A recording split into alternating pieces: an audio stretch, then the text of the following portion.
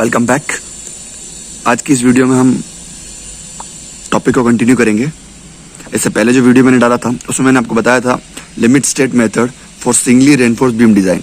Limit state method का use करके हमने सिंगली रेनफोर्स बीम डिज़ाइन किया था। उस वाले वीडियो के अंदर मैंने आपको लिमिट स्टेट मेथड से जब अपन सिंगली रेनफोर्स बीम का डिज़ाइन करते हैं तो उसका बेसिक कॉन्सेप्ट बताया था, उसकी डिज़ाइन स्टेप बताई थी। और उस वीडियो में मैंने आपको ये बोला था कि नेक्स्ट जो वीडियो यानी आज जो मैं वीडियो डालने वाला हूँ, ये वाला जो वीडियो है, इस वाले वीडियो के अंदर हम एक क्वेश्चन लेंगे और उस क्वेश्चन से मैं आपको बताऊंगा कि ये जो डिज़ाइन स्टेप है क्वेश्चन में कैसे यूज़ करते हैं। ठीक है, तो अगर आपने वो इससे पहले वाला जो वीडियो है limit state method for singly reinforce beam, वो अगर नहीं देखा है तो उसका लिंक मैंने डिस्क्रिप्शन में डाल रखा है, तो पहले एक बार उसको देख लो, उससे इसका सारा बेसिक क्लियर हो जाएगा। तो जो आज जो क्वेश्चन में इजीली समझ आ जाएगा। तो जैसे कि मैंने इससे पहले वाले वीडियो में और इस टॉपिक के बारे में बताया था कि सिंगली रेनफोर्स बीम क्या होती है। तो singly reinforce beam is nothing but a simple beam having a steel in tension zone. मतलब उसका जो टेंशन जोन वाला पार्ट होता है ना बीम के, उसके अंदर स्टील जो है प्रेजेंट होता है। तब ऐसी कंडीशन में अपन सिंगली रेनफोर्स बीम डिजाइन करते हैं। ठीक है, ये क्या होती है, it's a first type of problem in analysis of beam. जब भी अपन बीम का एनालिसिस करते हैं तो ये फर्स्ट टाइप की प्रॉब्लम होती है। ठीक है, तो limit state method for singly reinforce beam design जब हम क्वेश्चन लेंगे तो उस क्वेश्चन को कैसे करते हैं, देखो आइए देखते हैं। सबसे पहले ये चीज देखो, analysis of singly reinforce beam by limit state method. ठीक है, अब हमारे सामने क्वेश्चन है, a rectangular beam having a breadth of 350। ठीक है, 350 mm। ठीक है, IS reinforce with 228 mm dia and 225 mm dia at an overall depth of 700 mm। ठीक है, adopt M25 concrete and FE 145 steel. ठीक है, ये चीजें बता दी। अब इसमें डिटरमाइन क्या करना है, determine ultimate moment of resistance. ये क्वेश्चन के अंदर इसने पूछा पहली चीज कि ये चीज हमें डिटरमाइन करनी है, इस चीज को हमें फाइंड आउट करना है, अल्टीमेट मोमेंट ऑफ रेजिस्टेंस हमें निकालना है। ठीक है, तो जब भी हमारे सामने क्वेश्चन आए तो सबसे पहली जो स्टेप है या सबसे पहली बेसिक चीज जो हमें करनी है वो ये करनी है, वो हमारी होगी गिवन ऑल द डाटा। जो भी क्वेश्चन के अंदर डाटा दे रखा है उसको हम पहले नोट डाउन करेंगे, उसके बाद आगे बढ़ेंगे। तो इस क्वेश्चन में क्या क्या डाटा है वो मैं आपको बताता हूँ। सबसे पहली चीज, इसके अंदर इसकी बिट दे रखी है, कितनी दे रखी है, 350 mm। तो मैंने बी की वैल्यू रख दी 350 mm। दूसरी सबसे इंपॉर्टेंट चीज है AST। अब इस तरह के क्वेश्चन के अंदर आप AST कैसे निकालोगे, तो क्वेश्चन के अंदर आपको चीज देखनी होगी कि रेनफोर्स किस तरह से दे रखा है। या तो बहुत से क्वेश्चन के अंदर सीधा AST की वैल्यू दे देगा, और जब इस तरह के ट्रिकी क्वेश्चन दे दे कि reinforce with 220 mm dia and 225 mm dia, तो उस टाइम क्या करते हैं मैं आपको बताता हूँ। उस समय AST की वैल्यू कैसे निकालते हैं वो मैं आपको बताता हूँ। उससे पहले एक डायग्राम बता देता हूँ जिससे थोड़ी चीज क्लियर हो जाएगी। तो इस गिवन डाटा के अकॉर्डिंग जो डायग्राम बनेगा वो कैसे बनेगा, सबसे पहली चीज विड्थ कितनी है 350 mm। तो मैंने इस बीम की विड्थ कितनी ले ली 350 mm, और ये ओवरऑल डेप्थ है मतलब 700। देखो क्वेश्चन के अंदर दे रखा है ओवरऑल डेप्थ ऑफ 700 mm। ठीक है, बी और डी पता चल गया। अब इसने दो चीजें पूछी, एक तो पूछा दो इसने सरिये डाले 28 mm के, तो मैंने दो सरिये डाल दिए, एक ये और एक इधर 28 mm का। ठीक है, दूसरा इसने पूछा 225 mm का, इसने दो सरिये और डाले, ये जो बीच में डाले ये 25 mm के सरिये डाल दिए।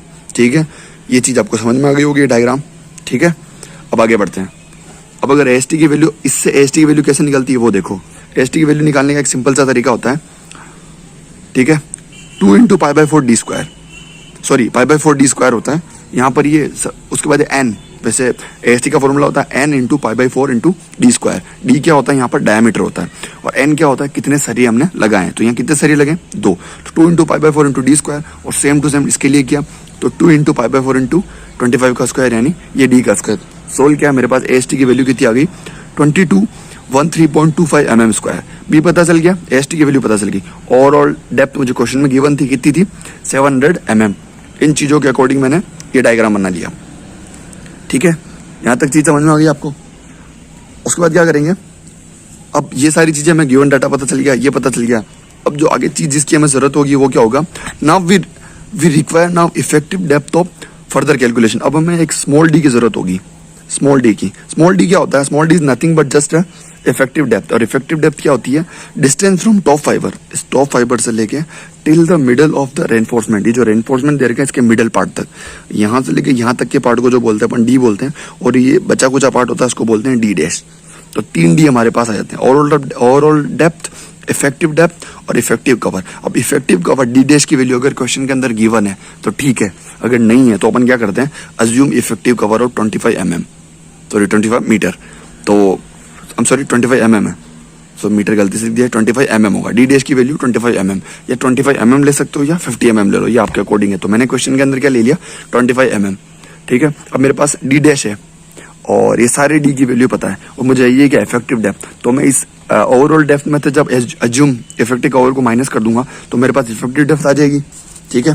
तो मैंने क्या किया, मेरे पास इफेक्टिव डेप्थ के लिए मैंने क्या किया, overall depth minus effective cover, तो मेरे पास इफेक्टिव डेप्थ की वैल्यू आई 675 mm, ठीक है।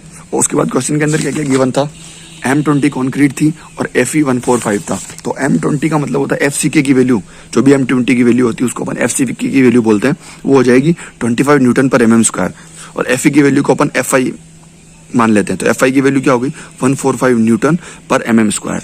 और हमें चाहिए क्या था, मोमेंट ऑफ रेजिस्टेंस, MU की वैल्यू निकालना क्या था, अल्टीमेट मोमेंट ऑफ रेजिस्टेंस जो MU होता है, MU की वैल्यू हमें निकालनी है।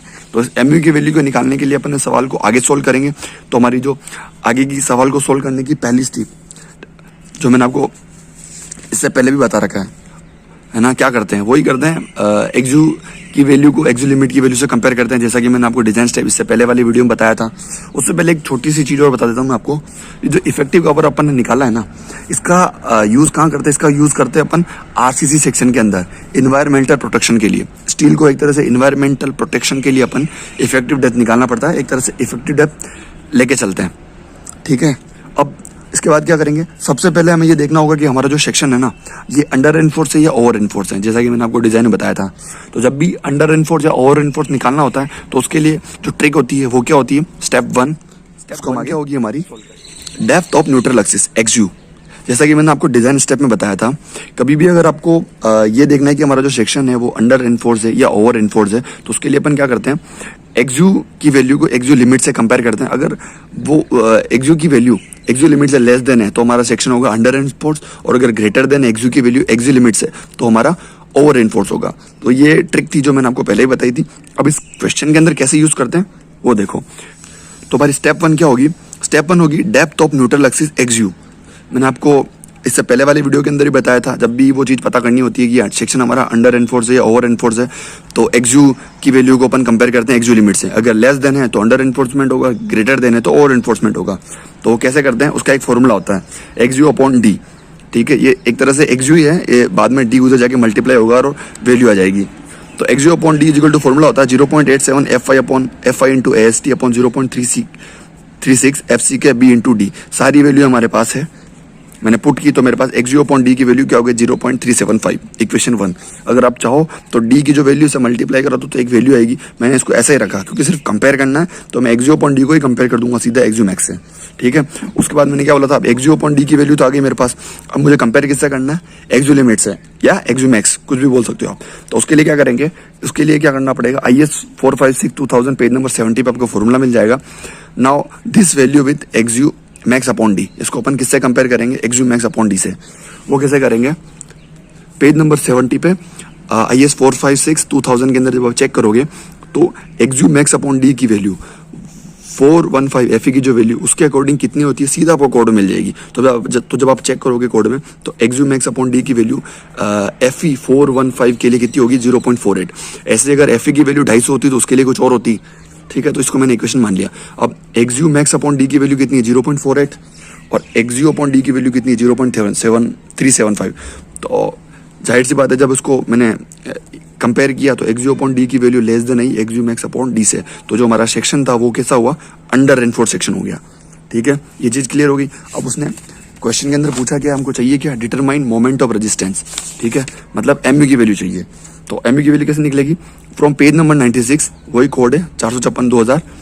If the value of XU/D is less than limiting value, मतलब इसकी जो ये इससे लेस देन हो तब क्या करते हैं, calculate the moment of resistance by the following experiences. इस फॉर्मूले का अपन यूज करते हैं। अगर एक बात ध्यान देना, अगर इसकी जो वैल्यू है XU/D की वैल्यू ग्रेटर देन होती है XU मैक्स/D से, तो पेज नंबर यही होता, बस उसका जस्ट नीचे वाला पार्ट चेक करते तो फॉर्मूला थोड़ा सा चेंज हो जाता। वो इसके अकॉर्डिंग आया है फॉर्मूला। 2 फॉर्मूले होते हैं, लेस देन था तो ये वाला फॉर्मूला आ गया, ग्रेटर देन आता तो उसके जस्ट नीचे वाला फॉर्मूला यूज करते हैं। तो MU के लिए फॉर्मूला क्या बनेगा, 0.87 FI.AST.D bracket 1 minus AST FI upon BD FC के लगभग सारी वैल्यू अपने पास है। AST की वैल्यू मैंने सोल्व करके निकाली थी, D675 था 1 माइनस, सारी वैल्यू अपने पास है, मैंने रखी। तो मेरे पास MU की value I 539.38 into 10⁻6 1 minus 0.1555।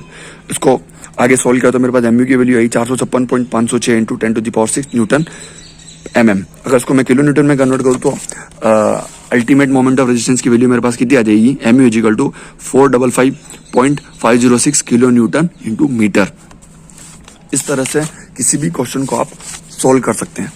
I hope ये analysis of singly reinforce beam for limit state method question ये था, और डिटरमाइन क्या करना था वो पूरा देखा, देन उनके डाटा इसमें हमने प्रोवाइड किए, देन स्टेप बाय स्टेप आगे बढ़े और ये क्वेश्चन हमारा सोल्व हो गया और हमने मोमेंट ऑफ रेजिस्टेंस निकाल लिया। आई होप ये जो मैंने इस वीडियो में जो आपको क्वेश्चन समझाने की कोशिश की है वो आपको समझ में आया होगा। So if you like the video please like, अगर आपने अब तक सब्सक्राइब नहीं किया तो प्लीज चैनल को सब्सक्राइब करें, एंड अगर सब्सक्राइब कर रखा है तो प्रेस द बेल आइकन। और अगर इससे पहले जो design step analysis of singly reinforce beam for limit state method, अगर आप पहले एक बार वो वीडियो जरूर देख लें, उसका लिंक मैंने डिस्क्रिप्शन के अंदर डाल रखा है, तो पहले उस पर क्लिक करो, वो वाला वीडियो देखो, देन ये बहुत इजीली सॉल्व हो जाएगा। Thank you so much.